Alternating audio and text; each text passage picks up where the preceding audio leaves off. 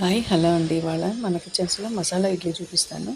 దీనికి కొంచెం పులిసిన ఇడ్లీ పిండి, పచ్చి కొబ్బరి, క్యారెట్, పచ్చిమిరపకాయ ముక్కలు ఇవి తీసుకొని మెత్తగా గ్రైండ్ చేసేసి ఆ మిశ్రమాన్ని ఇడ్లీ పిండిలో కలిపేసాను. ఇందులోని కొద్దిగా బాండీ పెట్టేసుకొని స్టవ్ మీద బాండీ పెట్టుకొని నేతి తాలింపు వేసుకోవాలి. శనగపప్పు, మినపప్పు, ఆవాలు, జీలకర్ర, కరివేపాకు, ఇంగువ, ఎండుమిర్చి ఇవన్నీ వేసుకొని నేతి తాలింపు వేసుకొని ఈ మిశ్రమంలో కలిపేసుకోవాలి. దాంట్లోనే కొంచెం ఉప్పు కూడా యాడ్ చేసుకోవాలి.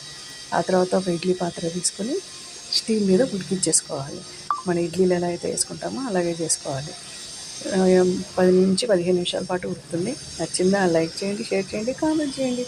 సూపర్ టేస్టీ ఎంతో హెల్తీగా మన మసాలా ఇడ్లీ రెడీ అయిపోయింది.